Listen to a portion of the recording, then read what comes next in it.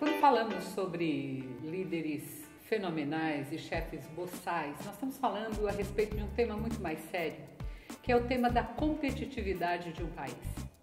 Olhem só o que diz um gestor interessante. Ele diz o seguinte: a competitividade de um país nada mais é do que o somatório da competitividade das suas empresas, e essa nada mais é do que o somatório das competências das pessoas colocadas à disposição da organização. A grande realidade é que no século XXI todos temos escolhas, e quando chegamos à organização escolhemos quanto de nós vai para a mesa. Fator crítico de sucesso que determina quanto das minhas competências vão para a mesa é a minha relação, Priscila, com o meu gestor, é a minha relação com este indivíduo. Certa vez perguntaram ao professor Peter Drucker, um dos maiores e mais afamados gurus de administração, perguntaram o seguinte: professor Drucker, qual é a sua avaliação a respeito do Brasil ser um país subdesenvolvido? Drucker diz o seguinte: o Brasil não é um país subdesenvolvido, o Brasil é um país subadministrado e subliderado. Por que somos subadministrados e subliderados, queridos? Porque a qualidade das nossas vidas, Priscila, depende da qualidade dos nossos líderes, e o Brasil é um exemplo claro disso. A qualidade das nossas vidas aqui no Brasil depende diretamente da qualidade dos nossos líderes. E o chefe boçal, ele não percebe que ele impacta não apenas a produtividade da sua equipe, da sua empresa, mas a produtividade do país.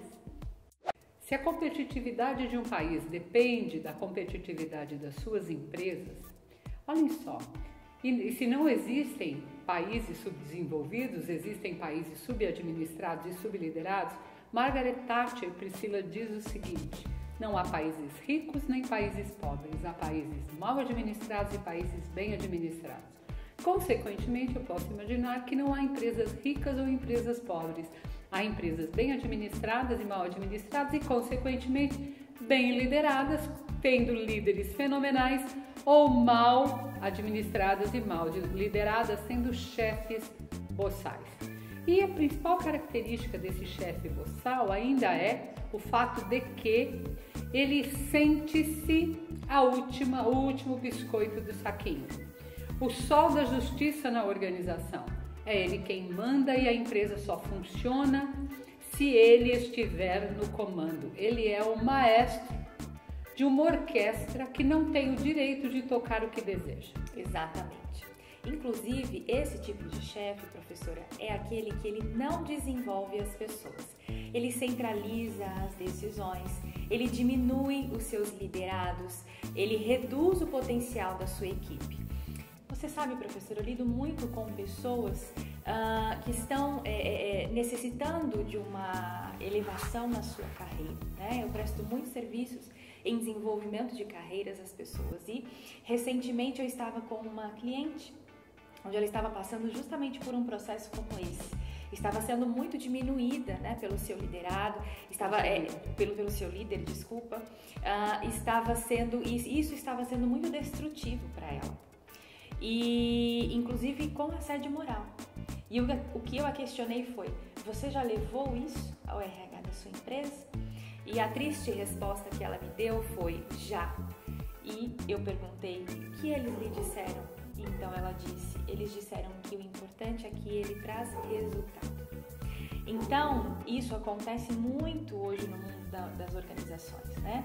As empresas percebem a forma destrutiva que líderes tratam as suas equipes, mas pelo fato de trazerem um resultado ao final do mês, já é o suficiente. Então, eles preferem o quê? Cegar os olhos, fazer de conta que não estão vendo. E com isso, as pessoas vão sofrendo. E vão sofrendo e sendo destruídas, como você disse. Exato. Agora, a grande realidade é que nós temos que ir para além da produtividade no curto prazo. Nós temos que ir para a produtividade no médio e longo prazos, porque essa produtividade no curto prazo, ela é danosa, porque isso não garante que a empresa seja recorrente. Certa vez perguntaram para Jack Welch o seguinte: Dr. Welch, acabei de ser promovido, vou ser um gestor. E eu quero trabalhar no longo prazo e a empresa quer que eu trabalhe no curto e curtíssimo prazos, ou seja, que eu dê os resultados que ela espera. E a realidade é uma só. Como é que eu me comporto? Dr. Welch disse o seguinte: se você for um chefe boçal, forneça apenas os resultados no curto prazo. Agora, se você for um líder fenomenal, entregue os resultados no curto prazo e mantenha o sonho. Exatamente, porque um líder fenomenal, professor, ele não está interessado em aplausos, como o caso do chefe boçal. Mas o líder fenomenal, ele não está interessado em que as pessoas digam: nunca houve alguém como ele um dia. Mas ele está interessado em contribuir, em apoiar as pessoas, em servir as pessoas e principalmente em desenvolvê-las. Porque ele sabe que esse é o caminho para que então todos os resultados aconteçam.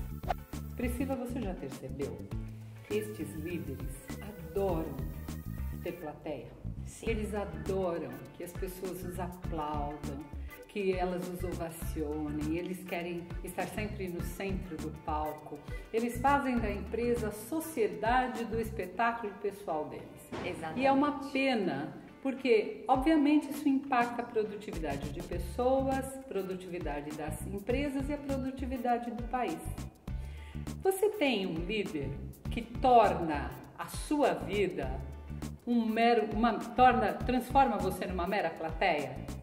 Nos conte a sua história. Será que a sua história é parecida com a história que a Priscila contou? Fale com a gente, compartilhe. E aí, Pri? Isso mesmo, conte-nos a sua história, nós vamos adorar saber. Um abraço e até a próxima. Beijo!